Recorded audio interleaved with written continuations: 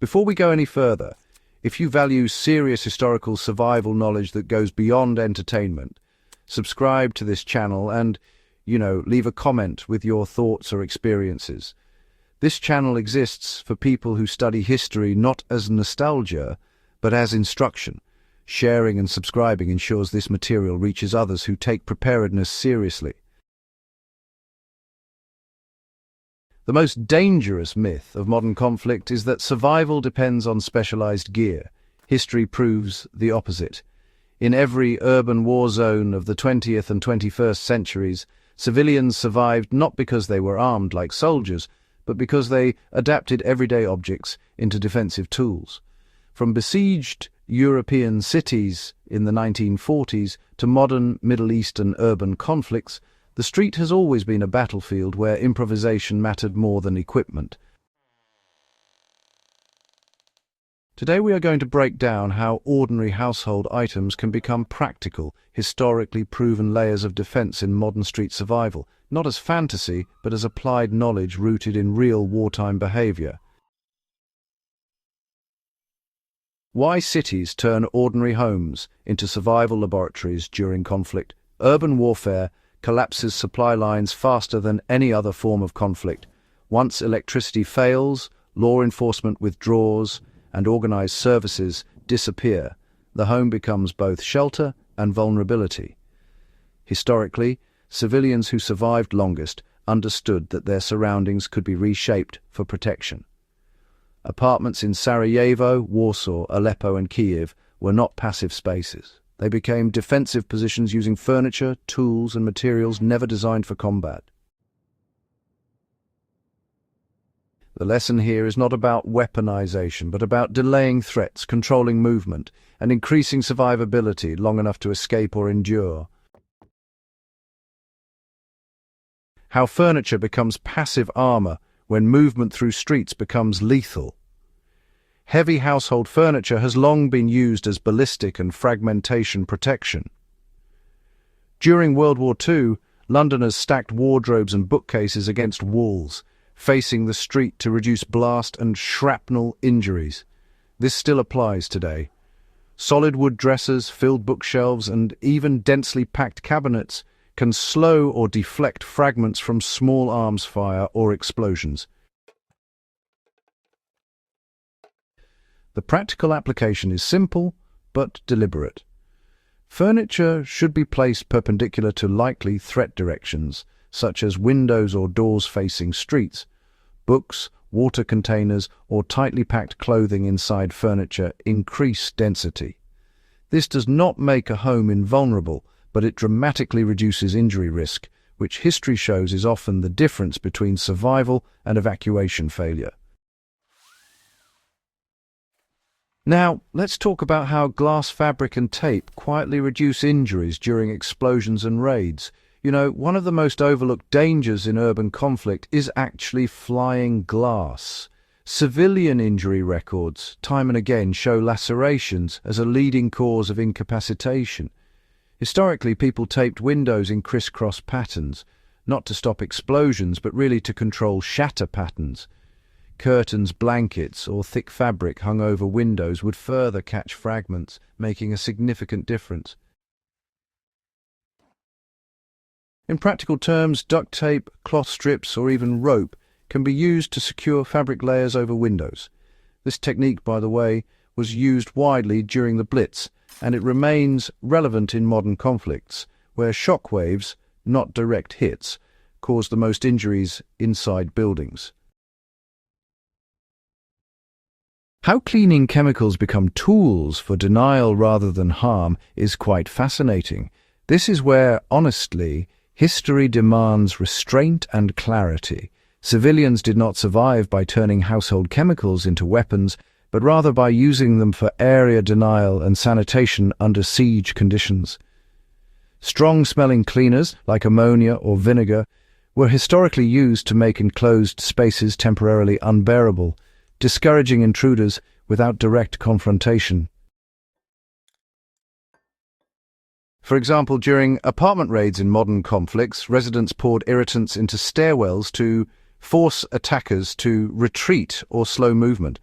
The application here is, controlled and defensive. Never mix chemicals and never attempt improvised toxic reactions. The goal is to buy time, not escalate lethality. How light, darkness, and reflection shape survival in urban interiors. Electricity failure has always been a hallmark of siege warfare. Those who controlled light survived longer.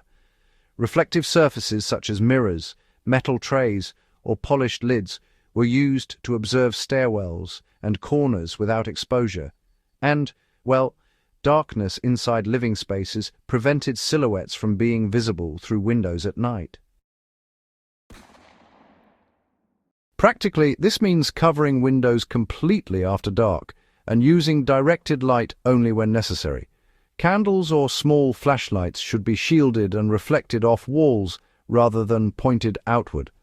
Historical records repeatedly show that visibility equals vulnerability in urban conflict. Now let's talk about how doors, hinges, and everyday tools can actually slow down forced entry. Most urban intrusions, aren't exactly subtle.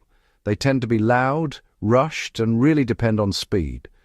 Throughout history, civilians have reinforced doors using whatever they had on hand. Belts, ropes, power cords, or even just stacking furniture and bracing it against the handles. Interestingly, it was often the hinges that proved to be the weak point, not the locks themselves. There's a simple, step-by-step method you can use here. It involves anchoring cords from door handles to something immovable, like a radiator or a structural beam, then reinforcing the doorframe with furniture angled so that force transfers downward into the floor. Now, this won't stop determined attackers forever, but it does buy you time. History shows that's often enough to either escape through a secondary route or get ready to defend yourself. So, how does sound play into all this when technology fails? Well, before we had modern alarms, people relied on noise traps. Placing bottles, metal utensils, or bits of glass near entry points would create a clear, unmistakable sound if disturbed. In occupied cities, civilians often slept lightly and, honestly, trusted these improvised alerts far more than firearms. Today, a simple arrangement of stacked cookware near stairwells or doors functions as an effective early warning system. The key is, familiarity. The household must know what normal sounds are, so that any abnormal noise triggers immediate awareness. How clothing and padding reduce injuries during movement under threat. Survival, you see, is not static.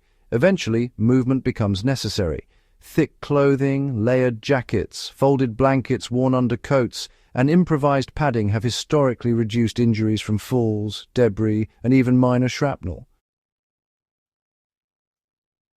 Practical application means preparing movement gear from household textiles focusing on joints, spine, and head protection without attracting attention.